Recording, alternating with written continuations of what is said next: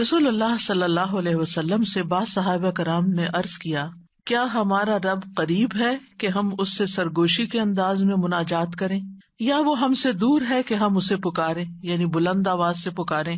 اس سوال کے جواب میں یہ آیت نازل ہوئی، وَإِذَا سَأَلَكَ عِبَادِي عَنِّي فَإِنِّي قَرِيب، اور جب تجھ سے میرے بندے میرے بارے میں پوچھیں تو آپ ان کو بتا دیں کہ میں قریب ہوں۔ اس آیت میں اللہ سبحانہ وتعالیٰ نے عبادی کہہ کر اپنے بندوں پر خاص رحمت ظاہر کی ہے، اور پھر اپنے قریب ہونے کا ذکر کر کے دعا کرنے کی ترغیب دی ہے۔ یعنی اللہ سبحانہ وتعالیٰ ہمیں اپنے بندے کہہ کے پکار رہا ہے، میرے بندے، ہم سب اسی کے بندے ہیں۔ اور پھر یہ بھی بتا دیا کہ انی قریب، میں قریب ہوں، دور نہیں ہوں تم سے، تم جب چاہو مجھے پکار سکتے ہو۔ ابو موسیٰ اشعری کہتے ہیں کہ ایک سفر میں ہم رسول اللہ صلی اللہ علیہ وسلم کے ساتھ تھے۔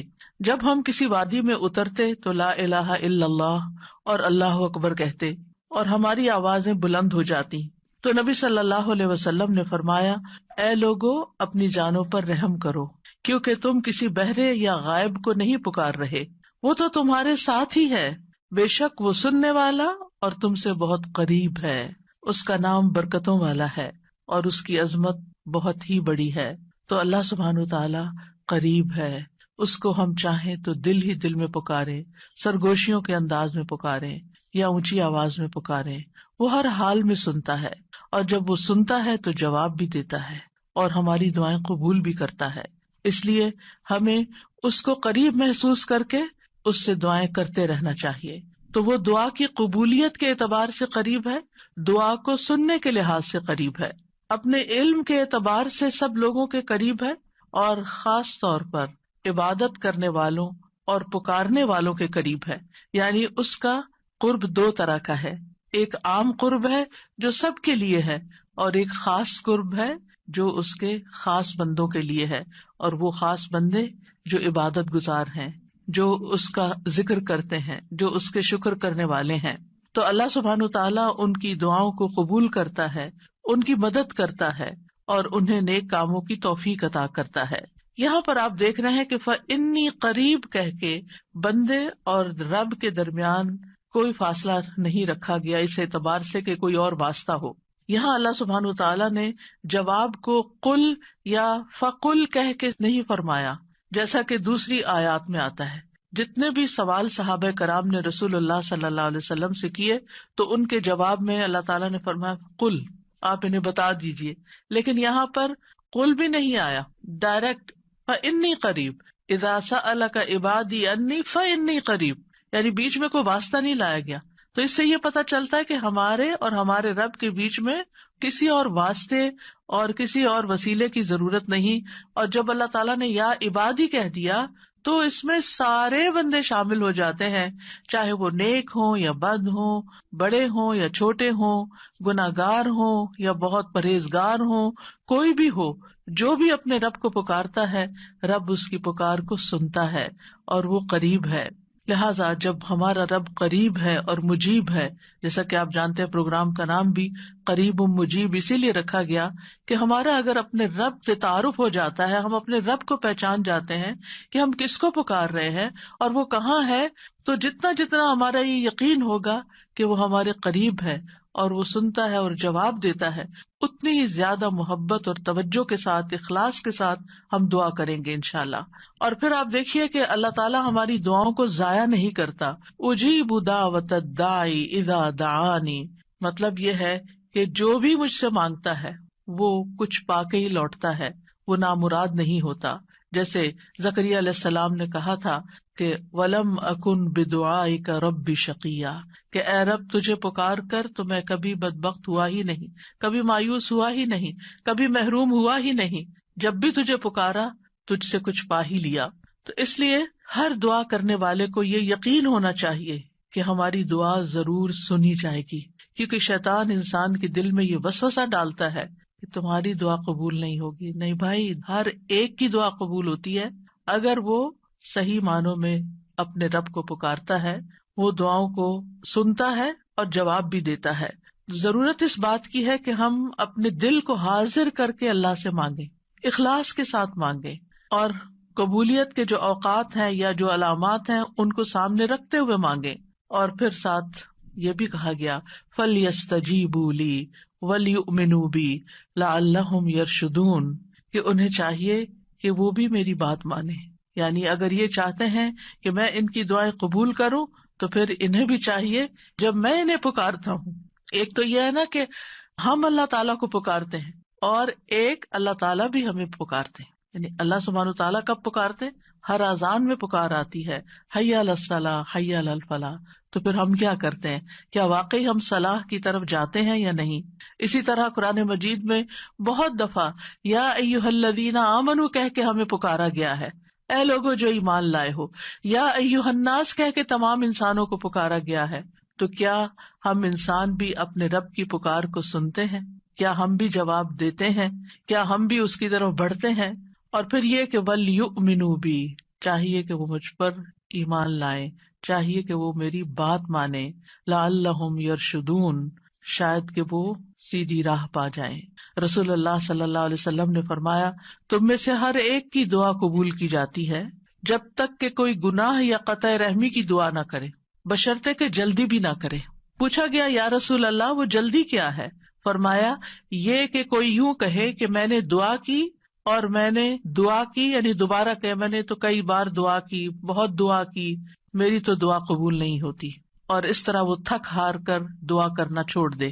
ایسا نہ کرے بلکہ دعا کرتا رہے، کیونکہ اس کی قبولیت کے مختلف طریقے ہیں. تو اللہ سبحانہ تعالیٰ ہم سے قریب ہے. ایک اور آیت میں آتا ہے سورۃ ہود کی، وَإِلَىٰ ثَمُودَ أَخَاهُمْ صَالِحًا قَالَ يَا قَوْمِ اعْبُدُوا اللَّهَ مَا لَكُم مِّنْ إِلَٰهٍ غَيْرُهُ هُوَ أَنشَأَكُم مِّنَ الْأَرْضِ وَاسْتَعْمَرَكُم فِيهَا فَاسْتَغْفِرُوهُ ثُمَّ تُوبُوا إِلَيْهِ إِنَّ رَبِّي قَرِيبٌ مُّجِيبٌ. اور سمود کی طرف ان کے بھائی صالح کو بھیجا، اس نے کہا اے میری قوم اللہ کی عبادت کرو، اس کے سوا تمہارا کوئی معبود نہیں، اسی نے تمہیں زمین سے پیدا کیا اور تمہیں اس میں آباد کیا، سو اس سے بخشش مانگو، پھر اس کی طرف پلٹ آؤ، یقیناً میرا رب قریب ہے، قبول کرنے والا ہے. ان ربی قریب مجیب. یہاں قوم سمود کی بات کی جا رہی ہے. یہ لوگ مدائن کے علاقے میں رہتے تھے جو تبوک اور مدینہ منورہ کے درمیان واقع تھا.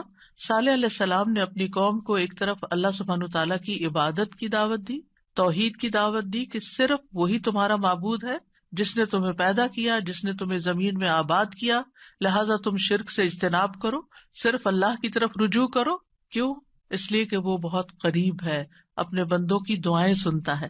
تو آپ دیکھیے جو آپ کے قریب ہو اور جو آپ کی بات بھی سنتا ہو، تو کیا آپ نہیں چاہیں گے کہ آپ اس کے قریب ہوں؟ یہاں پر آپ دیکھیے کہ دعا کرنے سے پہلے دو چیزوں کی بات ہے، استغفار اور توبہ کی، کہ اس سے استغفار کرو اور توبہ کرو تو تمہاری دعائیں قبول ہوں گی. توبہ کا مطلب یہ ہے کہ گناہوں سے کنارہ کشی اختیار کرو اور اس بات کا پکا وعدہ کرو کہ آئندہ گناہ نہیں کرو گے. اور استغفار کا مطلب ہوتا ہے بخشش طلب کرنا کہ اللہ ہمیں معاف کر دے، ہمارے گناہوں پہ پردہ ڈال دے. اور توبہ اور استغفار دونوں ہم معنی بھی ہیں.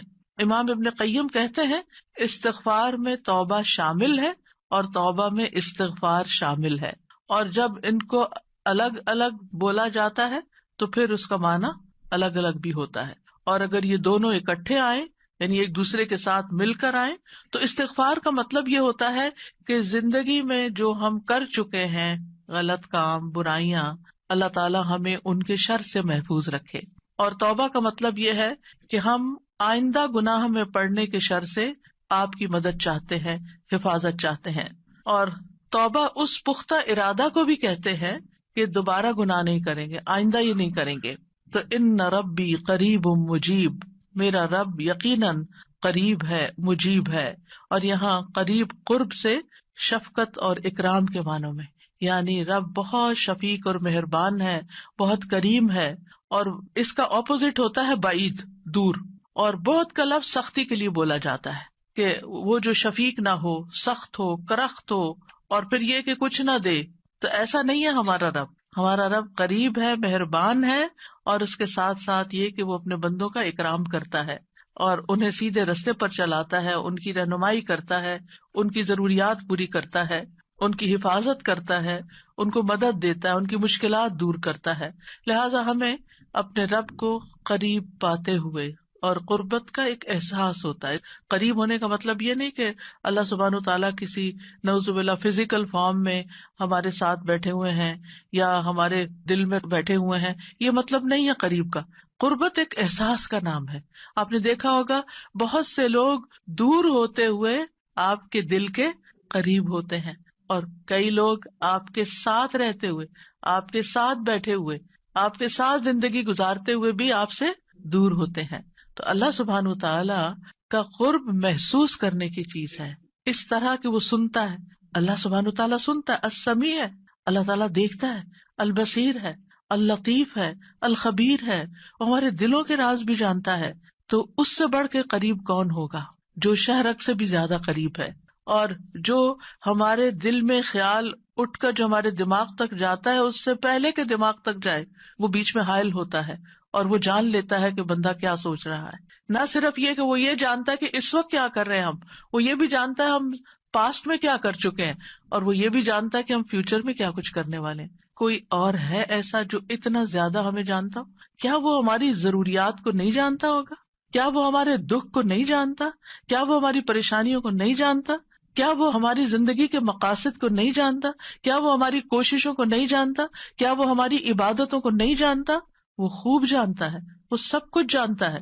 تو جو جانتا ہے اس سے مانگے بنسبت اس کے کہ جو جانتا بھی نہیں ہے اور ہم اس سے توقعات لگا کے بیٹھے رہے کہ یہ ہمارے لیے کچھ کریں گے. عام طور پر ہم جب کسی مشکل کا شکار ہوتے ہیں تو پھر بندوں کی طرف دیکھتے ہیں، نہیں، جو اپنے رب کو قریب پاتے ہیں وہ اپنے رب ہی کی طرف دیکھتے ہیں اور رب ہی کی طرف پلٹ پلٹ کر جاتے ہیں. اور تابا یتوبو کا مطلب پلٹ پلٹ کر جانا بھی ہے، کہ واپس پلٹتے ہیں کہ اللہ تعالیٰ اگر ہماری کسی بات سے آپ ناراض ہو گئے ہیں یا ہم سے خفا ہیں تو ہم تیری ہی طرف پلٹتے ہیں.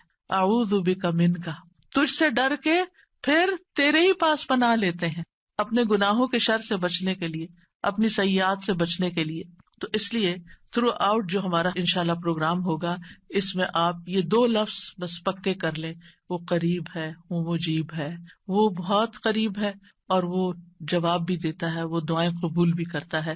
اس لیے اس رمضان میں خوب خوب دعائیں کرنی ہے. اور ویسے بھی آپ دیکھیں کہ دعا افضل ترین عبادت ہے.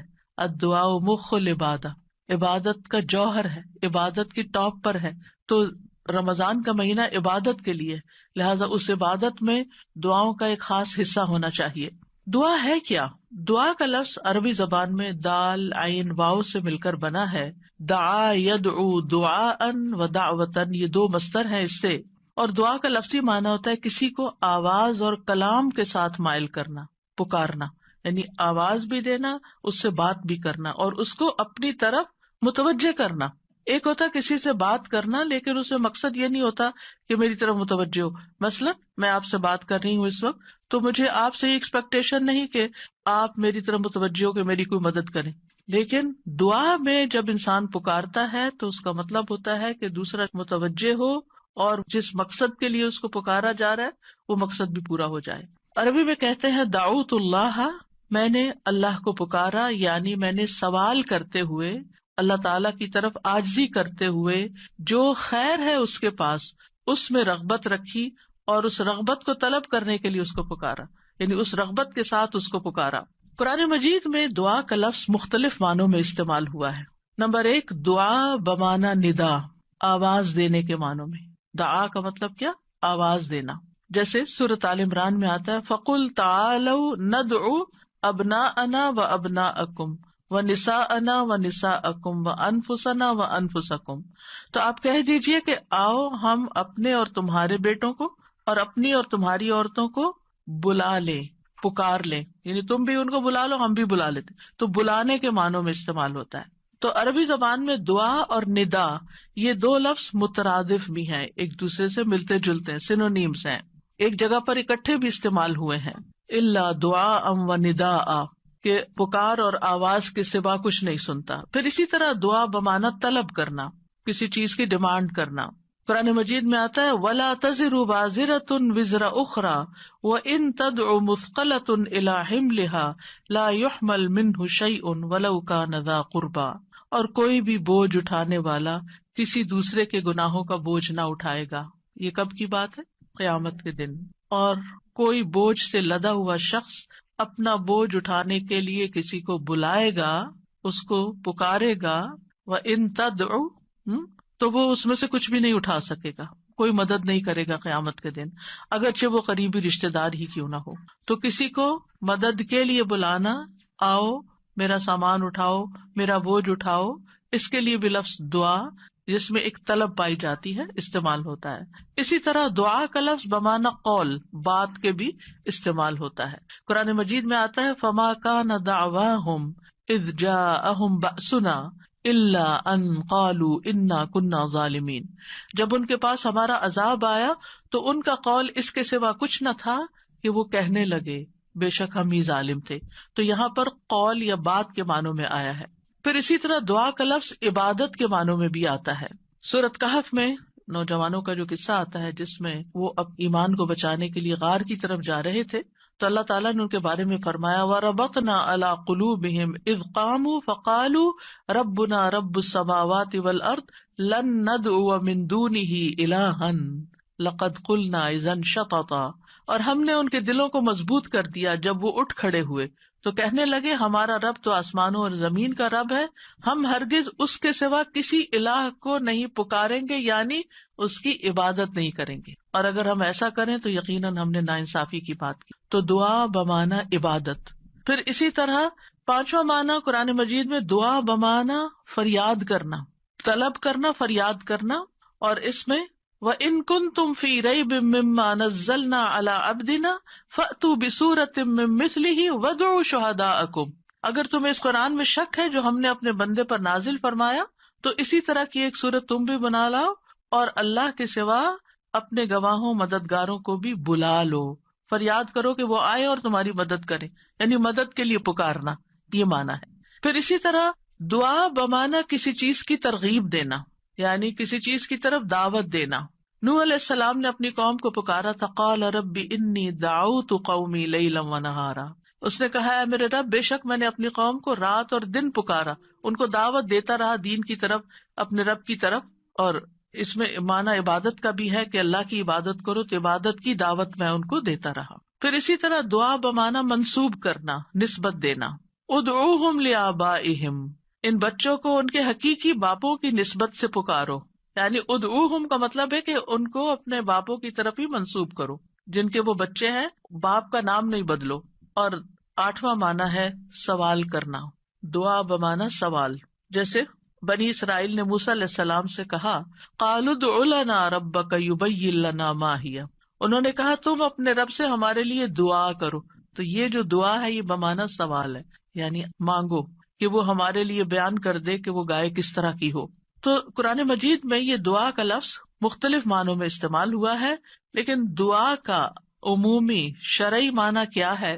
اللہ کی بارگاہ میں عاجزی کے ساتھ سوال کرنا اور اللہ کے پاس جو خیر ہے اس میں راغب ہونا، رغبت رکھنا۔ اللہ کی بارگاہ میں اللہ کے حضور عاجزی کے ساتھ سوال کرنا، چیخ چلا کے نہیں بلکہ بہت ہمبل طریقے سے، اور جو خیر اللہ کے پاس ہے اس میں رغبت رکھنا، اس کا شوق رکھنا۔ طیبی کہتے ہیں اس سے مراد ہے اللہ کی بارگاہ میں انتہا درجے کی عاجزی، انکساری اور محتاجگی ظاہر کرنا۔ جیسے موسیٰ علیہ السلام نے دعا کیا کی تھی، رب انی لما انزلت الی من خیر فقیر، اپنے فقر، اپنی محتاجی، اپنی ضرورت کا اظہار کیا تھا، انی لما انزلت الی من خیر فقیر۔ امام ابن قیم کہتے ہیں اس سے مراد ہے ایسی چیز کو طلب کرنا جو دعا کرنے والے کو فائدہ دے، یعنی فائدے کی چیز حاصل کرنے کے لیے سوال کرنا، اور ایسی چیز کو دور کرنے کے لیے طلب رکھنا جو اس کو نقصان دیتی ہو۔ تو پھر دو طرح سے دعا کرتا ہے انسان، کچھ فائدے کی چیزیں مانگتا ہے اور کچھ نقصان والی چیزوں کو دور کرنے کے لیے اللہ سے درخواست کرتا ہے۔ ہماری شریعت میں دعا کی دو بڑی اقسام ہیں، ایک ہے دعائے عبادت اور ایک ہے دعائے مسئلہ۔ دعائے عبادت کیا ہے؟ اس سے مراد ہے کہ انسان اللہ سے ثواب کی امید رکھتے ہوئے، اس کے عذاب سے ڈرتے ہوئے اس کی عبادت کرے، اس میں سوال نہیں ہے۔ تو عربی میں دعا بمعنی عبادت بھی استعمال ہوتا ہے، آتا نا وقال ربکم ادعونی استجب لکم ان الذین یستکبرون عن عبادتی سیدخلون جہنم داخرین. اس میں دعا کے دونوں معنی آ گئے. اور تمہارے رب نے فرمایا کہ مجھ سے دعا کرو میں تمہاری دعا قبول کروں گا. یہ تو سوال ہو گیا. اور دوسرا، بے شک وہ لوگ جو میری عبادت سے تکبر کرتے ہیں عنقریب و ذلیل و خوار ہو کر جہنم میں داخل ہوں گے. تو یہاں عبادت کا معنی بھی آ گیا عبادت کے لفظ کے ساتھ، یعنی دعا ایک طرح سے عبادت ہے. تو دعائے عبادت کیا ہے کہ انسان اللہ سے ثواب کی امید رکھتے ہوئے اس کے عذاب سے ڈرتے ہوئے اللہ کی عبادت کرے، جیسے نماز پڑھے، روزہ رکھے، قرآن کی قرأت کرے، تسبیح کرے، صدقہ کرے، اللہ کی طرف لوگوں کو دعوت دے، تعلیم کا کام کرے. تو انسان ان میں سے جو بھی عبادت کا کام کرے گا وہ دراصل اللہ کی طرف راغب ہوگا، کیونکہ دعا میں رغبت پائی جاتی ہے. اور جو شخص مثلا نماز پڑھتا ہے تو گویا وہ زبان حال سے دعا کر رہا ہوتا ہے، اللہ سے بخشش مانگ رہا ہوتا ہے کہ اللہ تعالیٰ ہمارے اوپر رحم کیجیے، ہم نے جو گناہ کیے ہیں آپ ان کو معاف کر دیجیے. کیونکہ نماز بذات خود کیا کرتی ہے؟ بلاؤں کو ٹالتی ہے، گناہوں کو معاف کرنے کا ذریعہ ہے. ٹھیک ہے. اچھا، صدقہ کیا کرتا ہے؟ گناہوں کی آگ بجھاتا ہے. ٹھیک ہے نا. تو یہ جو گناہوں کی آگ کا بجھنا ہے، یہ ہم بول کے بھی کہہ سکتے اللہ ہمیں جہنم کے عذاب سے بچا، تو وہ ہماری زبان بول رہی ہوتی. لیکن جب ہم صدقہ دے رہے ہوتے ہیں تو گویا ہمارا عمل جو ہے وہ اسی چیز کا تقاضا کر رہا ہے کہ ہم اپنے اوپر سے گناہوں کا بوجھ اتارنا چاہتے ہیں. تو ایک دعا سوال کے انداز میں ہوتی ہے اور ایک دعا حال کے ساتھ بیان ہو رہی ہوتی ہے، عمل کے ساتھ ہو رہی ہوتی ہے. اور دوسری جو دعائیں مسئلہ ہے جس میں مانگنے کی دعا ہوتی ہے، تو وہ یہ ہے کہ انسان دنیا اور آخرت کی کوئی بھی بھلائی طلب کرنے اور دنیا اور آخرت کے نقصان کو دور کرنے کا سوال اللہ سے ہی کرے. دنیا اور آخرت کی کوئی بھی بھلائی مانگنا اور دنیا اور آخرت کے کسی بھی نقصان سے بچنا، یہ بس اللہ ہی سے کرے اس کا سوال. یہ دعائیں مسئلہ ہے، یہ سوال کرنے والی، یعنی وہ دعا جس میں ہم سوال کرتے ہیں. کن چیزوں کا سوال کرتے ہیں؟ دنیا اور آخرت دونوں. آخرت نہیں بھولنی. ربنا آتنا فی الدنیا حسنۃ وفی الآخرۃ حسنۃ وقنا عذاب النار. تو دنیا اور آخرت کی حسنہ مانگنا اور دنیا اور آخرت کے عذاب سے، مصیبت سے بچنا. وقنا عذاب النار، سب سے بڑی مصیبت تو آگ ہے نا، یعنی اس کی کوئی تکلیف انسان کو پہنچے. نبی صلی اللہ علیہ وسلم نے فرمایا دعا عبادت ہے. قال الدعاء هو العبادۃ قال ربکم ادعونی استجب لکم. تمہارے رب کا فرمان ہے میں پکارنے والے کی دعا قبول کرتا ہوں جب وہ مجھے پکارتا ہے. تو دعا جو ہے یہ عبادت کی اقسام میں سے سب سے عظیم قسم ہے. امام خطابی اپنی کتاب شأن الدعاء میں کہتے ہیں، اس حدیث کی وضاحت کرتے ہوئے الدعاء هو العبادہ، وہ کہتے ہیں کہ دعا عبادت کا ایک بڑا حصہ ہے یا سب سے افضل عبادت ہے. جیسے کہ لوگ کہتے ہیں لوگ بنو تمیم ہیں اور مال اونٹ ہیں، یعنی لوگوں کو دیکھنا تو بنو تمیم کو دیکھو، مطلب سب لوگوں سے افضل ہیں. نبی صلی اللہ علیہ وسلم اسی سے تھے نا، اور ان کی تعداد بھی زیادہ تھی. اور اسی طرح عربوں کے ہاں مال کی سب سے بڑی قسم اونٹ ہوا کرتے تھے. وہ کہتے مال تو اصل میں اونٹ ہے اور لوگ تو بنو تمیم ہی ہے. تو اسی طرح کہا گیا دعا تو عبادت ہی ہے. الدعاء هو العبادہ، دعا ہی عبادت ہے. الحج عرفہ، اس کا یہ مطلب ہے کہ صرف عرفہ میں جاؤ، یہ نہیں. مطلب یہ ہے کہ جتنے بھی ارکان آپ حج کے ادا کرتے ہیں ان میں سے عرفہ کے دن کا قیام اگر کسی نے پا لیا تو اس کا حج ہو گیا، اور وہ سب سے بڑا دن ہے جس میں بخشش ہوتی ہے. تو یہ عربوں کے کہنے کا ایک انداز بھی ہے نا. اور مراد اس سے کیا ہے کہ دعا سب سے افضل عبادت ہے اور ساری اطاعتوں اور ساری بندگیوں کا مغز ہے کہ انسان اپنی ہر پریشانی اور ہر ضرورت میں اللہ کی طرف متوجہ ہو جائے. یہ ہے اصل مقصد. اگر کسی مشکل میں پڑ گیا ہے تو اس مشکل کے دور ہونے کے لیے بس اللہ ہی کی طرف رجوع کرے اور اسی کا انتظار کرے کہ وہی کاٹے گا. لوگوں سے توقعات ہٹا لے. اس کا یہ مطلب نہیں کہ ہم لوگوں سے ہیلپ لے نہیں سکتے، آپ لوگوں سے ہیلپ لے سکتے ہیں، آپ ان کو بتا سکتے ہیں کہ آپ کس مشکل میں اور اس کا حل کیا ہے، لیکن ان سے توقع نہ رکھے کہ یہ میری مشکل حل کر دیں گے. مثلا آپ کو کوئی پرابلم ہوئی ہے، آپ کسی سے مشورہ کرنا چاہتے ہیں، آپ کسی سے کاؤنسلنگ لینا چاہتے ہیں، آپ ضرور لیں، لیکن یہ توقع نہ رکھیں کہ یہ آپ کا مسئلہ حل کر دے گا یا بس یہی آپ کے لیے سب کچھ ہو گیا. اس کو اللہ سبحانہ وتعالیٰ سے آگے نہ رکھیں. کہتے ہیں نا ہمت مردہ مدد خدا. ہمت آپ نے کرنی ہے، کوشش آپ نے کرنی، مدد اللہ نے کرنی ہے. دعا کی بھی ہمت ہوتی ہے اور دعا کے لیے بھی ایک ایفرٹ لگانی پڑتی ہے اور اس کے لیے یکسو ہونا پڑتا ہے. خصوصاً آپ دیکھیں کہ جب کسی بڑی پریشانی کے نتیجے میں انسان کے ہوش اڑ جاتے ہیں، اوسان خطا ہو جاتے ہیں، اس کو کچھ سمجھ نہیں آتی، تو ایسی صورت میں انسان اپنے خیالات کو مجتمع کر کے، فوکس کر کے، پوری توجہ کے ساتھ اللہ کی طرف جب متوجہ ہوتا ہے تو یہ ہے اصل میں دعا کی روح. اور نہ صرف یہ کہ بڑی مشکلات میں بلکہ چھوٹی چھوٹی ضروریات میں بھی اللہ کی طرف رغبت کرنی چاہیے. دعا کی ضرورت کیوں ہے ہماری زندگی میں؟ کیونکہ ہم اللہ کے محتاج ہیں، بادشاہ وہی ہے، ہم فقیر ہیں. یا ایھا الناس انتم الفقراء الی اللہ، اے لوگو تم سب اللہ کے محتاج ہو. کوئی بھی انڈیپینڈنٹ نہیں، کوئی بھی یہ نہیں کہہ سکتا کہ میں اپنے سب کام خود ہی کر سکتا ہوں. واللہ هو الغنی الحمید، اور اللہ سب سے بے پرواہ ہے اور تعریف کے لائق ہے. بندوں میں سے کوئی بھی بے پرواہ نہیں ہو سکتا، ہم سب محتاج ہیں. دوسری بات، اللہ سارے خزانوں کا مالک ہے. وَإِن مِّن شَيْءٍ إِلَّا عِندَنَا خَزَائِنُهُ، کوئی چیز ایسی نہیں، وَإِن مِّن شَيْءٍ إِلَّا عِندَنَا خَزَائِنُهُ، کہ جس کے خزانے ہمارے پاس نہ ہوں. آپ کوئی چیز آرڈر کرنا چاہتے ہیں تو پتہ چلتا ہے وہ تو ہے ہی نہیں، ختم ہو گئی، اسٹاک ختم، آؤٹ آف اسٹاک. بڑی سے بڑی کمپنی، بڑے سے بڑے ریسورسز رکھنے والے انسانوں سے جب آپ مانگتے ہیں تو آپ دیکھیں کیا ہوتا ہے کہ انسان بعض اوقات وہ اوپر جا کے اتنی نیچے گرتے ہیں کہ پائی پائی کے محتاج ہو جاتے ہیں. ایسی مثالیں آپ نے بھی دیکھی ہوں گی، سنی بھی ہوں گی کہ کہاں ان کے پاس بہت کچھ تھا اور کہاں وہ زیرو پہ آ گئے. اللہ تعالیٰ ایسا نہیں ہے، ہمیشہ سے ہے اس کے پاس اور ہمیشہ رہے گا. ساری مخلوق اگر کسی میدان میں جمع ہو کر سب کچھ مانگے تو بھی اللہ تعالیٰ کے خزانوں میں اتنی کمی نہیں آتی جتنی ایک سوئی کو سمندر میں ڈبو کے نکالا جائے تو پانی جو سوئی کے ساتھ لگتا ہے اتنی بھی کمی نہیں ہوتی. وہ جتنا چاہے خرچ کرتا رہے، جتنا چاہے وہ بندوں کو دیتا رہے، پھر بھی اس کے ہاتھ بھرے رہتے ہیں، ان میں کوئی کمی نہیں ہوتی. ایک اور آیت میں آتا ہے سورۃ المنافقون میں، وَلِلَّهِ خَزَائِنُ السَّمَاوَاتِ وَالْأَرْضِ، آسمانوں اور زمین کے خزانے اللہ کے پاس ہیں. پھر کیا کرنا چاہیے؟ اس کے پاس جانا چاہیے جس کے پاس کوئی خزانہ نہیں ہے، اس کے پاس جو سارے خزانوں کا مالک. مشکل یہ ہے کہ ہمارے مانگنے میں کمی ہوتی ہے، دیر ہوتی ہے. وہ سب کچھ دے سکتا ہے، سب کچھ ہے اس کے پاس، یو نیم اٹ. آپ گھر جا کے بیٹھے غور کریں نماز کے بعد، کسی اور خاموشی تنہائی کے وقت، مجھے کیا چاہیے، مجھے کیا مسئلہ ہے، مجھے کیا پرابلم ہے، میری کیا پریشانی ہے، کیا اللہ کے پاس اس کا حل ہے؟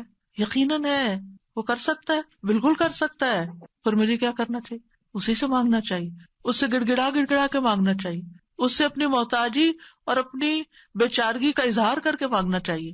امن یجیب المضطر اذا دعاہ ویکشف السوء، اللہ تعالیٰ آپ سے پوچھتے ہیں کون ہے جو بے قرار کی، مضطر، بے قرار، بے چین انسان کی بات سنتا، اس کو جواب دیتا. امن یجیب المضطر اذا دعاہ، جب بھی وہ اس کو پکارتا ہے، ویکشف السوء، اور وہ تکلیف کو دور بھی کرتا ہے.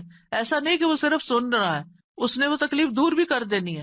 اور آپ کہیں گے بس اتنی سی بات تھی، میں اس کو اتنا پہاڑ بنائے ہوئی تھی، اپنی زندگی کا بہت بڑا مسئلہ بنائے ہوئی تھی، اور اللہ تعالیٰ کے لیے بس اتنی سی بات تھی. میرے مانگنے میں کمی تھی، اس کے پاس نہیں کمی. ہماری دعا میں کمی ہے، ہمارے اخلاص میں کمی ہے، اس کے دینے میں کمی نہیں ہے. اس طرح پکارا کرے نا کہ اللہ تعالیٰ آپ تو دے کر کسی کمی کا شکار نہیں ہوتے، لیکن میری کمی پوری ہو جائے گی. پھر آپ دیکھیں ہر بھلائی دینے اور ہر تکلیف دور کرنے پہ قادر ہے. سورۃ الانعام میں آتا ہے وَإِن يَمْسَسْكَ اللَّهُ بِضُرٍّ فَلَا كَاشِفَ لَهُ إِلَّا هُوَ وَإِن يَمْسَسْكَ بِخَيْرٍ فَهُوَ عَلَى كُلِّ شَيْءٍ قَدِيرٌ. اگر اللہ تجھے کوئی تکلیف پہنچائے تو اس کے سوا کوئی دور کرنے والا نہیں، اور اگر وہ تجھے کوئی بھلائی پہنچائے تو وہ ہر چیز پر پوری طرح قادر ہے. وہ سب کچھ کر سکتا ہے، وہ قادر ہے. نہ آپ کی کوئی خیر اور بھلائی کو لے جا سکتا ہے، کیونکہ عام طور پہ ہم وہم کا شکار رہتے ہیں کہ اگر میری اس نعمت کا کسی کو پتہ چل گیا تو پھر کیا ہوگا، شاید وہ نظر ہی لگ جائے اور نعمت چھن ہی جائے. ہر وقت اس وہم کا شکار رہنا دراصل اپنے آپ کو ٹارچر کرنا ہے. نہیں، وَإِن يَمْسَسْكَ بِخَيْرٍ، اگر اللہ نے آپ کو کوئی خیر دی ہے، فَهُوَ عَلَى كُلِّ شَيْءٍ قَدِيرٌ، وہ ہر چیز پہ قادر ہے، وہ آئندہ بھی دیے رکھے گا. اس نے اس لیے تھوڑی دی ہے کہ بس ایک بندہ کوئی دیکھے اس چیز کو اور بس وہ واپس لے لے، وہ ایسا نہیں کرتا. ایک روایت میں آتا ہے کہ ایک شخص نے رسول اللہ صلی اللہ علیہ وسلم سے پوچھا، اے اللہ کے رسول، آپ کن چیزوں کی دعوت دیتے ہیں؟ یعنی آپ کی دعوت کیا ہے، آپ کیا بتاتے ہیں لوگوں کو، آپ کیا سکھاتے ہیں؟ آپ نے فرمایا، میں اس اللہ کی طرف دعوت دیتا ہوں جو اکیلا ہے، وہ اللہ کہ جب تم پر کوئی مصیبت آتی ہے اور تم اسے پکارتے ہو تو وہ تم سے تمہاری مصیبت دور کر دیتا ہے. یہ اللہ کا تعارف. جب آپ کے بچے آپ سے پوچھیں اللہ کون ہے تو آپ کیا بتاتے ہیں؟ یہ بڑے بڑے لفظ بولتے ہیں نا. یہ دیکھیں یہاں پر کیا بولا گیا, اتنے سمپل. آپ بچے کو کہہ سکتے ہیں اللہ وہ ہے جو تمہیں کھانا دیتا ہے, اللہ وہ ہے جو تمہیں فلاں چیز دیتا ہے, تمہیں ماما بابا دیے ہیں. جو جو بچے کی ضرورت ہوتی ہے ایج کے حساب سے, آپ اس اعتبار سے بچے کو اللہ کا تعارف کرا سکتے ہیں ان چیزوں کے ساتھ جو نظر آتی ہیں اور جو اس کی پسند کی ہیں کہ وہ ہے اللہ. پھر آپ نے فرمایا کون ہے اللہ, کہ جب تم کسی بیابان اور جنگل میں راستہ بھول جاؤ اور تم اس سے دعا کرو تو وہ تمہیں واپس پہنچا دیتا ہے. اور صرف جنگل بیابان نہیں, اب تو خیر GPS وغیرہ کی سہولت موجود ہے, اس کے باوجود بھول جاتے ہیں نا, اس کے باوجود غلط ٹرن لے لیتے ہیں, کبھی پہلے اور کبھی بعد میں.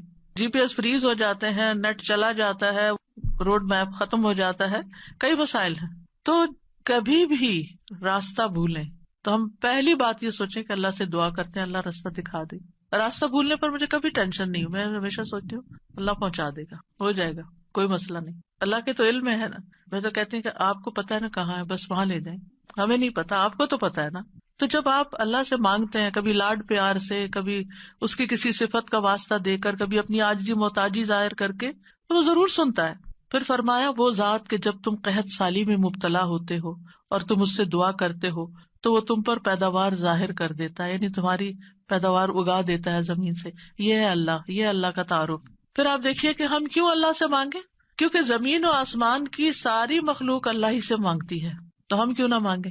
آپ غور کیجئے ذرا اس بات پر, یسألہ من فی السماوات والارض کل یوم ھو فی شأن, اسی سے مانگتا ہے جو کوئی آسمانوں اور زمین میں ہے, ہر دن وہ ایک نئی شان میں ہے, اسی سے مانگ رہا ہے. ہر کوئی جو آسمانوں اور زمین میں ہے, ہر کوئی. کون کون ہے آسمانوں اور زمین میں؟ آسمانوں میں فرشتے ہیں جن کو ہم جانتے ہیں, زمین پر انسان اور جنات ہیں, اس کے علاوہ جو اور مخلوقات ہیں, وہ ساری مخلوق اللہ سے مانگ رہی ہے. اگر ساری مخلوق اللہ سے مانگتے اور ہم کسی اور سے مانگنا شروع کر دیں, غیر اللہ سے مانگیں, تو کتنی حماقت والی بات ہے نا. اللہ نے عقل اسی لیے دی تھی کہ ہم اللہ ہی کو نہ پہچانے. تو اللہ سبحانہ وتعالیٰ سے سوال کرنے کے اعتبار سے 4 طرح کے لوگ ہیں. امام ابن تیمیہ کہتے ہیں پس تمام آسمانوں اور زمین کے لوگ اللہ سے سوال کرتے ہیں تو ان کے 4 درجات بن جاتے ہیں. پہلی قسم, کچھ وہ لوگ ہوتے ہیں جو نہ ہی اللہ کی عبادت کرتے ہیں نہ ہی اس سے مدد طلب کرتے ہیں, حالانکہ اللہ نے ان کو پیدا کیا, ان کو رزق دیا, ان کو عافیت دی. تو یہ کون ہے؟ نہ اللہ کی عبادت نہ ہی اس سے دعا, کچھ بھی نہیں, کوئی تعلق نہیں. دوسری قسم کے وہ لوگ ہوتے ہیں جو اللہ سے مدد طلب کرتے ہیں تو وہ ان کی مدد کر دیتا ہے, لیکن وہ اللہ کی عبادت نہیں کرتے, عبادت نہیں کرتے. ہاں جب کوئی مسئلہ پیش آتا ہے تو پھر کیا کرتے ہیں, پھر دعا کر لیتے ہیں. ایسے لوگ آپ نے دیکھے ہوں گے, نماز نہیں, روزہ نہیں, صدقہ خیرات کچھ نہیں, ہاں کوئی مشکل پیش آئے تو پھر اللہ سے دعا کرتے ہیں. تیسری قسم کے کچھ وہ لوگ ہوتے ہیں جو اللہ کی عبادت اور اطاعت طلب کرتے ہیں, لیکن نہ ہی اس سے مدد مانگتے نہ اس پہ توکل کرتے. نماز روزہ کر لیں گے, دعا نہیں کرتے, کہتے ہیں اللہ کو پتہ ہی ہے نا کیا چاہیے, اب مانگنا کس لیے. نہیں, اللہ تعالیٰ خود فرماتے وقال ربکم ادعونی, تمہارا رب کہتا ہے مجھ سے دعا کرو, تو کیوں نہ دعا کریں, ہمیں دعا کرنی ہے. چوتھی قسم کے وہ لوگ ہوتے ہیں جو اللہ کی عبادت بھی کرتے ہیں اور اس سے دعا بھی کرتے ہیں, اس سے مدد بھی طلب کرتے ہیں. تو اللہ تعالیٰ اپنی عبادت اور اطاعت پر ان کی مدد کرتا ہے, جیسے ہم کہتے ہیں ربی اعنی علی ذکرک و شکرک و حسن عبادتک, تو اللہ تعالیٰ مدد بھی فرماتا ہے. اب ہم اپنے آپ کو دیکھیں کہ ہم کون سی کیٹیگری میں فال کرتے ہیں, ہم کہاں ہیں. کیا ہم ان لوگوں میں ہیں جو عبادت بھی کرتے ہیں اور دعا بھی کرتے ہیں, تو یہ ٹاپ کلاس کے لوگ ہیں, اور باقی اللہ تعالیٰ کے حق میں کمی کوتاہی کرتے ہیں. تو ہمیں دعا کرتے رہنا چاہیے, اللہ تعالیٰ کو پکارتے رہنا چاہیے, ہر ضرورت میں, ہر مقصد میں, ہر پریشانی میں, ہر دکھ میں, ہر بیماری میں, ہر موقع پر, ہر چیز کے لیے, چھوٹی سے چھوٹی چیز کے لیے, بڑی سے بڑی چیز کے لیے اللہ ہی سے مانگنا چاہیے, کیونکہ وہ دے کر احسان نہیں جتاتا, وہ دے کر شرمندہ نہیں کرتا, وہ دے کر ہم سے واپس نہیں مانگتا, وہ بغیر شرط کے دیتا ہے, غیر مشروط دیتا ہے. وَإِذَا سَأَلَكَ عِبَادِي عَنِّي فَإِنِّي قَرِيبٌ أُجِيبُ دَعْوَةَ الدَّاعِ إِذَا دَعَانِ فَلْيَسْتَجِيبُوا لِي وَلْيُؤْمِنُوا بِي لَعَلَّهُمْ يَرْشُدُونَ. تو ہمیں مانگتے رہنا چاہیے کیونکہ وہ قریب ہے, وہ مجیب ہے. اللہ سبحانہ وتعالیٰ اپنے بندوں کو خود فرماتا ہے کہ اللہ سے اس کے فضل کا سوال کرو, یہ اللہ کا حکم ہے. سورۃ النساء میں آتا ہے وَاسْأَلُوا اللَّهَ مِن فَضْلِهِ، اور اللہ سے اس کے فضل کو مانگو کہ اللہ اپنا فضل فرما. فضل کیا ہوتا ہے؟ جو ہم ڈیزرو نہیں کرتے، نہ اپنی عبادت کی وجہ سے، نہ کسی محنت کی وجہ سے، نہ کسی قابلیت کی وجہ سے، نہ کسی ہنر کی وجہ سے. ہم ڈیزرو نہیں کرتے لیکن آپ دے سکتے. ہم پھر بھی آپ سے مانگتے ہیں، چاہے ہم اس قابل نہیں لیکن پھر بھی آپ سے مانگتے. آپ ہمیں عطا کیجیے. اور اللہ تعالیٰ کو یہ بات پسند ہے کہ بندے اس سے مانگیں، کیونکہ بندے کو جب کسی چیز کی ضرورت ہوتی ہے نا اور وہ اس کو اللہ تعالیٰ سے مانگتا ہے تو وہ اللہ تعالیٰ کے ساتھ کنیکٹ ہو جاتا ہے، اللہ تعالیٰ کو یاد کرتا ہے، اس کے سامنے اپنی حالت کا اظہار کرتا ہے، اپنا دکھ، اپنا شکوہ، اپنا غم، اپنا رنج، اپنی پریشانی اس کو سناتا ہے، جو سن کر آگے نشر نہیں کرتا. جب ہم بندوں کے سامنے اپنی کسی پریشانی کا ذکر کر دیتے ہیں تو بعض اوقات کیا کرتے ہیں، وہ آگے بیان کر دیتے ہیں اور یوں آپ کے راز کھل جاتے ہیں، آپ کا مرتبہ اور مقام لوگوں کی نگاہ میں گر جاتا ہے. کچھ لوگ آپ سے حسد کرنے لگتے ہیں، کچھ لوگ آپ کی تکلیف پہ خوش ہوتے ہیں. تو اس لیے ہمیں اللہ سبحانہ تعالیٰ کے سامنے ہی اپنے رنج اور دکھ کی فریاد رکھنی چاہیے. اللہ تعالیٰ اپنے بندوں کو ہر چیز کو اسی سے مانگنے کا حکم دیتا ہے. اب ہر چیز میں کیا ہے؟ صحیح مسلم کی روایت ہے، ابو ذر غفاری رضی اللہ عنہ کہتے ہیں کہ نبی صلی اللہ علیہ وسلم اپنے رب تبارک و تعالیٰ سے روایت کرتے ہیں کہ بے شک اللہ تعالیٰ فرماتا ہے، اے میرے بندو تم سب گمراہ ہو سوائے اس کے جسے میں ہدایت دوں، پس تم مجھ سے ہدایت مانگو میں تمہیں ہدایت دوں گا. نمبر 1 دعا کیا ہونی چاہیے؟ ہدایت کی. دن کی ہر رکعت میں ہم اہدنا الصراط المستقیم مانگتے ہیں. ہر کام میں ہمیں گائیڈنس چاہیے، ہمیں کلیرٹی چاہیے، چاہے دین کا کام ہو چاہے دنیا کا کام.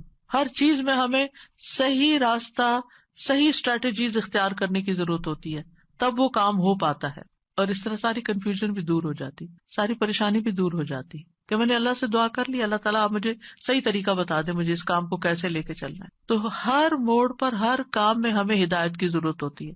تو اہدنا الصراط المستقیم. پھر فرمایا، اے میرے بندو تم سب بھوکے ہو سوائے اس کے جسے میں کھلاؤں، تو تم مجھ سے کھانا مانگو میں تمہیں کھانا کھلاؤں گا. سبحان اللہ. سب سے بڑی ضرورت ہدایت کے بعد انسان کی کیا ہے؟ کھانا، جو اس کو دن میں کئی بار کھانا پڑتا ہے. اور انسان سب سے زیادہ پریشان بھی اس کے لیے ہوتا ہے، اور مال کا سب سے بڑا حصہ بھی اسی پہ خرچ ہوتا ہے.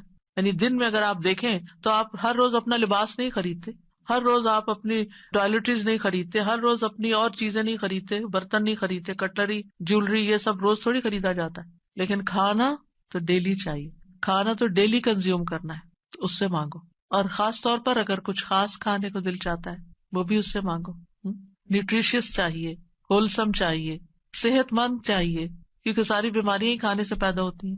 یعنی کھانا مانگو، صرف یہ نہیں کہ ہے نہیں، بلکہ اچھا کھانا مانگو تو اللہ تعالیٰ کھلائے گا.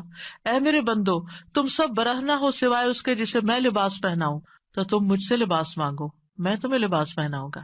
بعض اوقات انسان کو کوئی خاص چیز پہننے کو دل چاہتا ہے، مانگے اللہ سے، اللہ دے گا. اے میرے بندو تم سب دن رات گناہ کرتے ہو اور میں سارے گناہوں کو بخش دیتا ہوں، تم مجھ سے بخشش مانگو میں تمہیں بخش دوں گا. کیوں اپنے اوپر بوجھ لیے پھرتے ہو؟ کتنے گناہ کر لیے، بہت لیٹ کر دیا، پتہ نہیں اب میری معافی ہوگی یا نہیں، اب میں کیا کروں؟ وہ معاف کر دے گا، مانگ کر تو دیکھو. اے میرے بندو اگر تمہارے اولین و آخرین اور جن و انس ایک صاف چٹیل میدان میں کھڑے ہو کر مجھ سے مانگنے لگے اور میں ہر ایک کو جو مجھ سے مانگ رہا ہے وہ سب کچھ دے دوں جو وہ مانگ رہا ہے، تو میرے خزانوں میں کوئی کمی نہیں ہوگی مگر جتنی سمندر میں سوئی ڈال کر نکالنے سے کمی آتی، کچھ کمی نہیں. مانگو، اس کا تو کچھ نہیں بگڑتا، اس کا تو کچھ کم نہیں ہوتا. نبی صلی اللہ علیہ وسلم نے بھی اللہ سے مانگنے کا حکم دیا ہے. عبداللہ بن عباس کہتے ہیں ایک دن وہ رسول اللہ صلی اللہ علیہ وسلم کے پیچھے سوار تھے تو رسول اللہ صلی اللہ علیہ وسلم نے ان سے فرمایا، اے لڑکے میں تجھے چند کلمات سکھا رہا ہوں، احفظ اللہ یحفظک، تم اللہ کے احکام کی حفاظت کرو اللہ تمہاری حفاظت کرے گا. احفظ اللہ تجدہ تجاہک، اللہ کی حفاظت کرو یعنی اللہ تعالیٰ کے احکامات کی، تم اسے اپنے سامنے پاؤ گے، قریب پاؤ گے. اذا سألت فاسأل اللہ، جب تمہیں مانگنا ہو اللہ سے مانگو، جب تمہیں مانگنا ہو، کچھ بھی مانگنا ہو. وَإِذَا اسْتَعَنْتَ فَاسْتَعِنْ بِاللَّهِ، اور جب مدد چاہیے اللہ سے مدد مانگو، کسی بھی طرح کی مدد. یعنی مدد صرف مالی مدد نہیں ہوتی، یا مدد صرف ان چیزوں کی نہیں ہوتی اوپر جن چیزوں کا ذکر ہوا ہے. مدد تو ہمیں ہر کام میں چاہیے. ہم کون سی لائن اختیار کریں، کون سا پیشہ اختیار کریں، کون سی جاب لیں، کون سی نہ لیں، کیا کریں کیا نہ کریں، فلان جگہ جانا ہے جائیں یا نہ جائیں، ہر معاملے میں. اور یہ جو ہمیں استخارہ سکھا دیا گیا تو یہ بھی تو یہی ہے. اور اس استخارے میں بھی آپ دیکھیے اذا سألک عبادی انی فانی قریب اجیب دعوت الداعی اذا دعانی، اس میں بھی آپ دیکھیں بیچ میں واسطہ نہیں رہا نا. تو ہم کسی سے نہیں کہہ سکتے آپ میرا استخارہ کریں، آپ اپنے لیے خود ہی خیر مانگے. آپ صلی اللہ علیہ وسلم نے عبداللہ بن عباس سے کہا جان رکھو اگر ساری دنیا مل کر بھی تمہیں نفع پہنچانا چاہے تو تمہیں نفع نہیں پہنچا سکتی سوائے اس کے جو اللہ نے تمہارے لیے لکھ دیا، اور اگر وہ سارے مل کر تمہیں کوئی نقصان دینا چاہیں نقصان نہیں دے سکتے سوائے اس کے جو اللہ نے تمہارے لیے لکھ دیا. کتنا بڑا توکل سکھاتی ہے یہ بات. کتنی فکریں پریشانیاں دل سے اور دماغ سے بالکل آف لوڈ ہو جاتی، کچھ نہیں ہوتا، کوئی کچھ نہیں بگاڑ سکتا. ہم ڈرتے رہتے ہیں نا، کبھی فیوچر سے ڈرتے ہیں، کبھی لوگوں سے ڈرتے ہیں، کبھی کسی بیماری سے ڈرتے ہیں، کبھی بھوک فقر و فاقہ سے ڈرتے ہیں، کبھی اپنے اولاد کے بارے میں ڈر رہے ہوتے ہیں، فکر کر رہے ہوتے ہیں ان کا کیا بنے گا، ان کے ایمان کا کیا ہوگا، ان کے کھانے پینے کا کیا ہوگا، ان کے رہنے کا کیا. یہی فکریں تو ہیں ہماری جن میں ہم ڈوبے رہتے ہیں. اللہ نے ہمیں صرف ان فکروں کے لیے تھوڑی بھیجا ہے، ہمیں تو اللہ نے اپنی عبادت کے لیے بھیجا تھا. اللہ نے ہمیں بڑے کام کرنے کے لیے بھیجا، ہم نے اپنے آپ کو چھوٹی چھوٹی چیزوں میں الجھا کر بیمار کر لیا اور انہی کے اندر ہی گھومتے رہے اور انہی کی فکر کرتے رہے اور انہی کے بوجھ تلے دبے رہے. جبکہ ہمیں تو کنتم خیر امت اخرجت للناس، تم بہترین امت ہو، تمہیں تو انسانیت کے لیے پیدا کیا گیا تھا، تمہیں تو اوروں کے لیے پیدا کیا گیا تھا کہ تم خود بھی ہدایت پر اور انہیں بھی اللہ کی طرف بلاؤ. اور تم صرف اپنی ہی ذات میں کھو گئے اور صرف اپنے ہی غم لے کر بیٹھ گئے اور صرف اپنی ہی پریشانیوں میں دن رات رہے. ان سب چیزوں کو تو اللہ کے حوالے کرنے کی ضرورت ہے، وہ ٹیک کیئر کرے گا. ان تنصروا اللہ ینصرکم، اگر تم اللہ کی مدد کرو گے اللہ تمہاری مدد کرے گا، اور وہ ضرور کرے گا. تم اوروں کی فکر کرو اللہ تمہاری کرے گا. تو اس لیے ہمارے کرنے کا کام کیا، احفظ اللہ یحفظک، حفاظت چاہیے.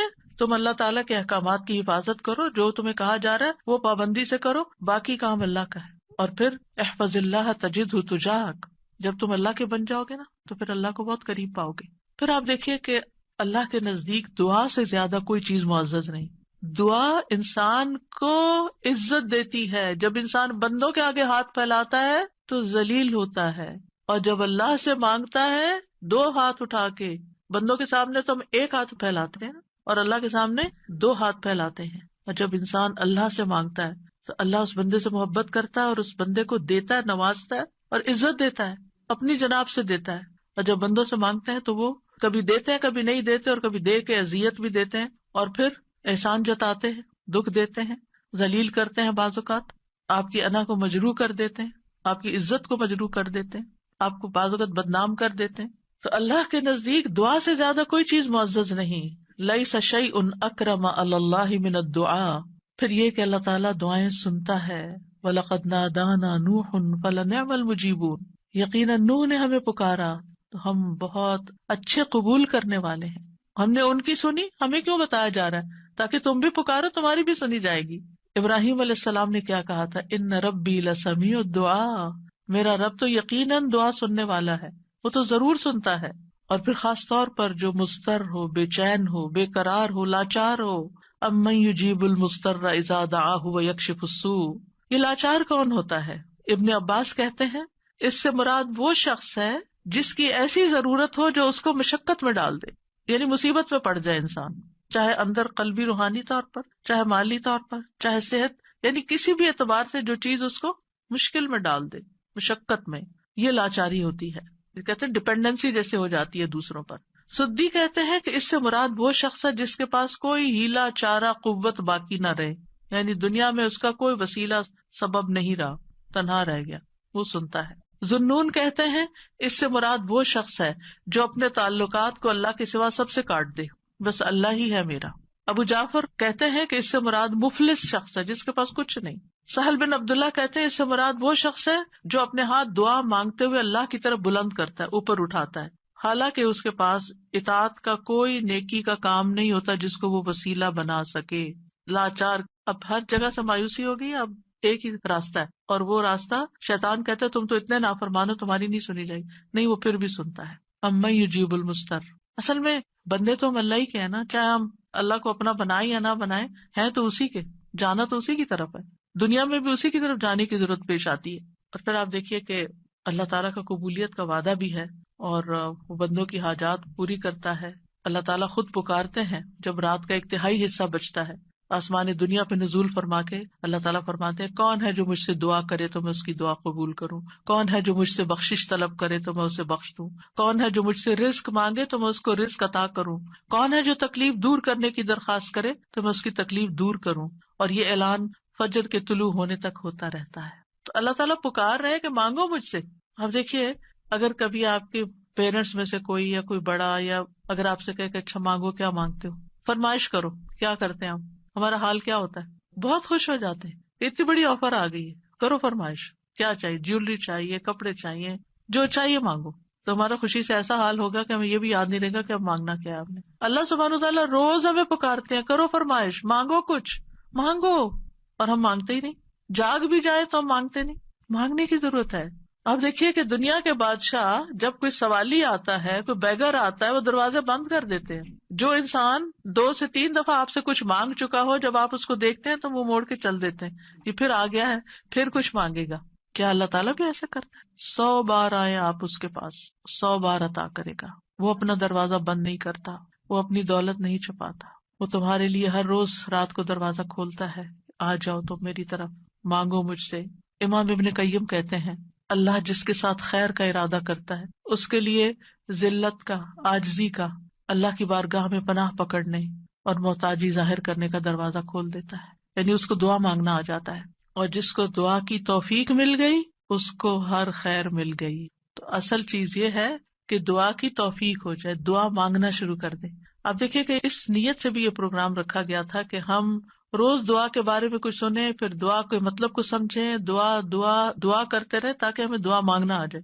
یعنی اس کا ہول سول گول ہے اس پروگرام کا، وہ یہ کہ ہمیں دعائیں مانگنا آ جائیں، ہم دعاؤں کے شوقین ہو جائیں، دعا مانگنے سے محبت کرنے لگے، دعاؤں کے اوپر یقین کرنے لگے کہ اللہ تعالیٰ سنتا اور ضرور سنے گا، اور ہمارے سارے بوجھ اتر جائیں اور ہم سارے اپنے معاملات اپنے رب کے سپرد کر دیں، اور ہم دنیا میں بھی ایک اچھی زندگی بسر کریں اور آخرت میں بھی۔ امام ابن تیمیہ کہتے ہیں جب اللہ کسی بندے کے ساتھ خیر کا ارادہ کرتا ہے تو اس کے دل میں دعا مانگنے اور اس سے مدد طلب کرنے کا الہام کر دیتا ہے کہ اللہ سے مانگو، اس کے دل میں ڈال دیتا ہے، اور اللہ اس کے مدد طلب کرنے اور اس کے دعا مانگنے کو اس کے لیے خیر کا ذریعہ بنا دیتے ہیں جس کے لیے اس نے مدد طلب کی ہوتی ہے، یعنی اس کا رستہ نکل آتا ہے۔ تو دعا مانگنے کے فائدے کیا ہیں؟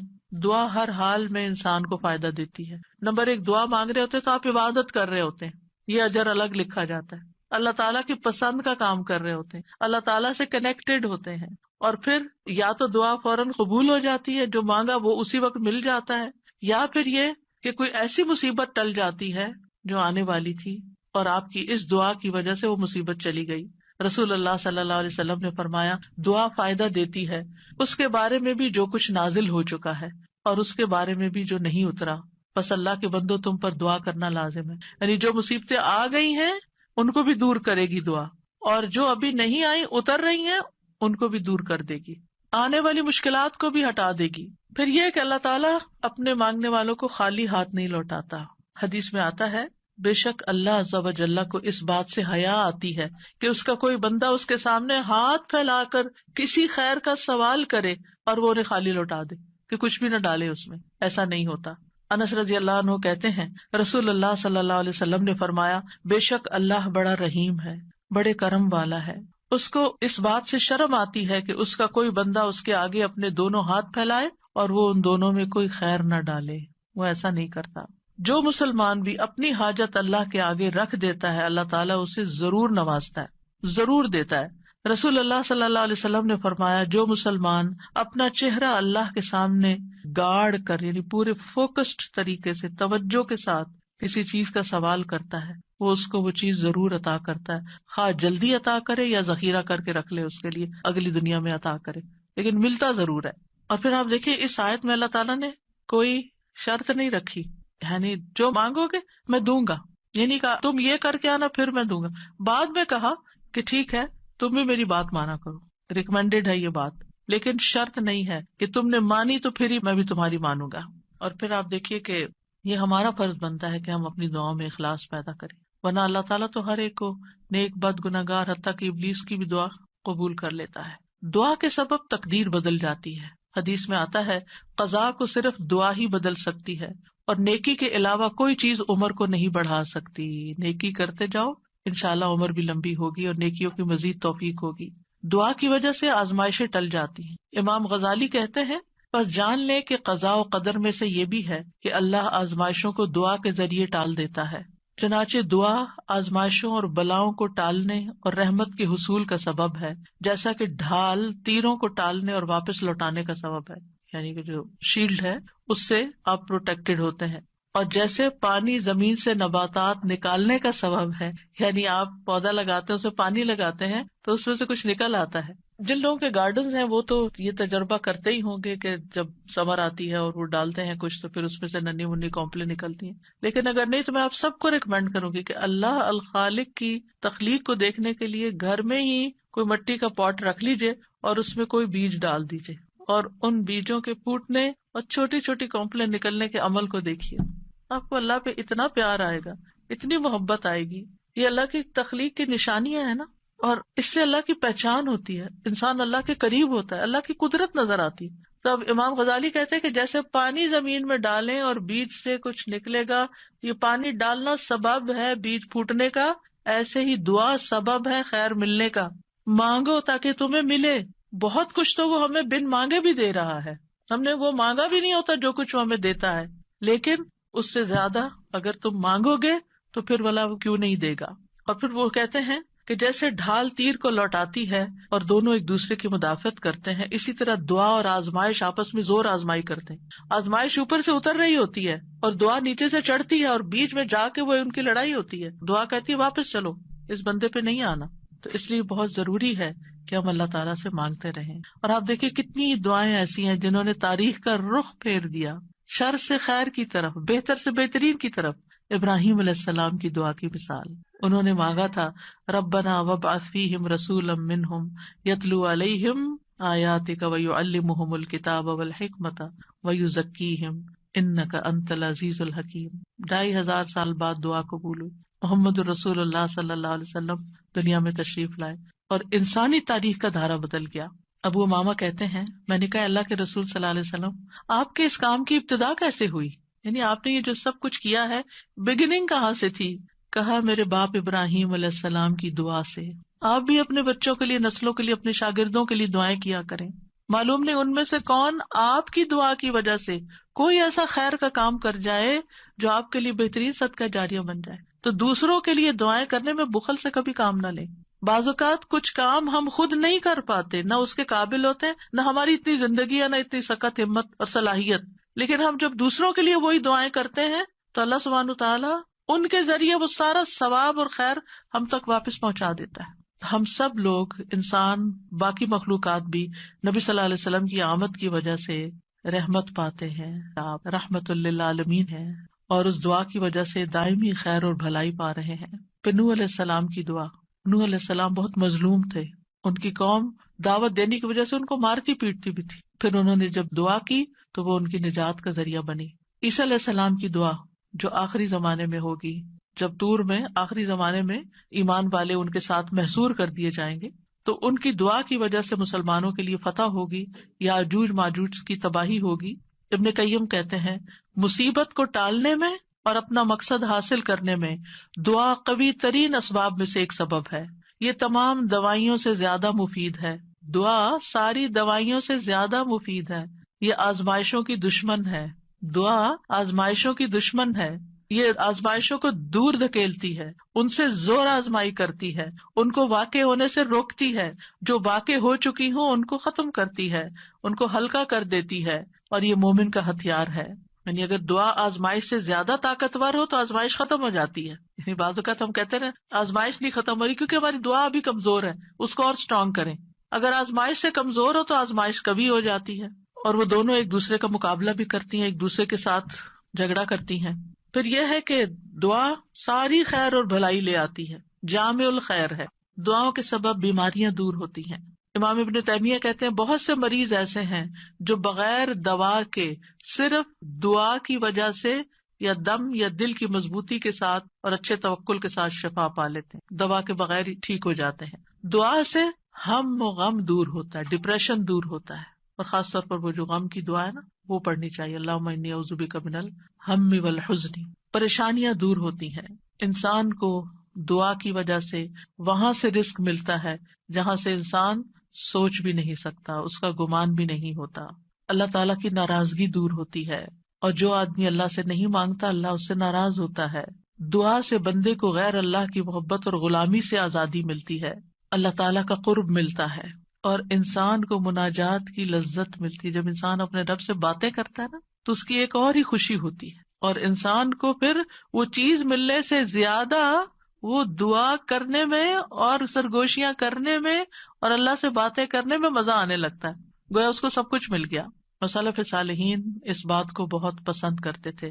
ان میں سے ایک کہتے ہیں مجھے اللہ کی بارگاہ میں حاجت ہوتی ہے تو میں اس سے وہ حاجت مانگتا ہوں تو اللہ میرے لیے اپنے ساتھ مناجات کرنے, اپنی معرفت اور اپنے لیے عاجزی کرنے اور اس کے سامنے خوشامد کا دروازہ کھول دیتا ہے. تو ان چیزوں کے ہوتے ہوئے میں یہ پسند کرنے لگتا ہوں کہ اللہ تعالیٰ میری دعا پوری کرنے کو ڈیلے کر دے, مؤخر کر دے, تاکہ میں یہ دعا کرنے کا لطف اٹھاتا رہوں. تو اللہ سبحانہ وتعالیٰ سے دعا ہے کہ اللہ تعالیٰ ہمیں دعا کا معنی اور مفہوم سمجھنے کی توفیق عطا فرمائے اور ہمیں اس کی اہمیت کا احساس دلا دے, اور ہم واقعی اس طرح دعا مانگے جیسے دعا مانگنی چاہیے. اللہ تعالیٰ ہمیں آئندہ رمضان میں اور اس کے علاوہ بھی اس دعا کی عبادت سے فائدہ اٹھانے کی توفیق دے کہ ہم اپنے رب کے بن جائیں اور ہمارا رب ہم پر رحم فرما دے. السلام علیکم. اتنا خوبصورت لیکچر. میں سوچ رہی تھی کہ جیسے آپ نے کہا نا قریب اور مجیب, تو جب آپ نے کہا نا قریب تو میں سوچتی کہ ارسپیکٹو آف کہ ہماری دعا قبول ہو یا نہ ہو, جو ایک سینس آف کلوزنس اللہ سبحانہ تعالیٰ کے ساتھ فیل ہوتی ہے, دیٹ از ریئلی گریٹ. بالکل. تو ایک اور چیز میں نے یہ پوچھنی تھی کہ جیسے ہم کہتے ہیں نا کہ انسان اپنے لیے شر کو ایسے مانگتا ہے جیسے خیر مانگ رہا ہے, اور ہم ادھر سے یہ کریں کہ اللہ سبحانہ تعالیٰ ہماری دعا قبول ضرور کرتے ہیں, تو پھر جب ہم اس طرح کے کوئی مانگ رہے ہوتے ہیں تو پھر یہ ہوتا ہے کہ وہ قبول نہیں ہوگی دعا, وہ اللہ پہ چھوڑ دیتے ہیں نا ہم.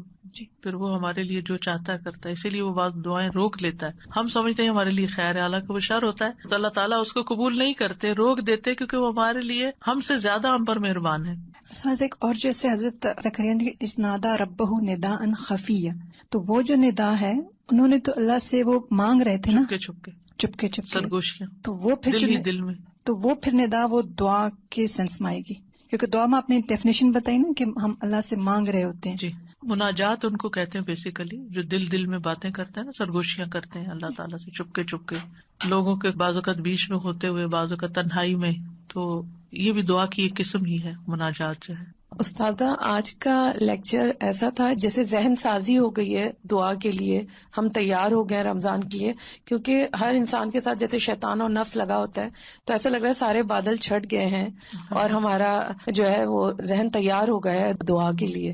تو جو ڈاؤٹس ہوتے ہیں یا جو وسوسے ہوتے ہیں وہ سارے ہٹ گئے, اور میرے خیال میں ساری امت کو جو بھی سن رہا ہے اس کو بہت فائدہ ہوگا, جس سے کہ پورے رمضان جو ہم دعا مانگیں گے اس میں اب ہمارے خدشات نہیں ہوں گے. اور ایک سوال یہ ہے یقین سے, اور ایک سوال یہ ہے کہ دعا میں ہم کس چیز کا واسطہ دے سکتے ہیں, جیسے بعض لوگ نیک اعمال کا.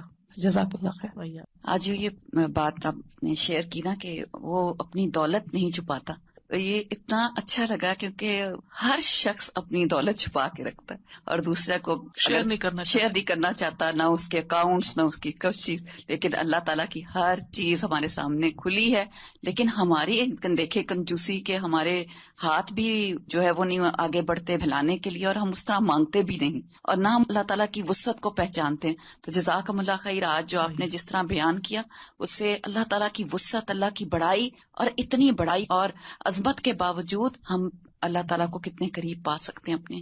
جزاک اللہ خیر. وآخر دعوانا ان الحمد للہ رب العالمین.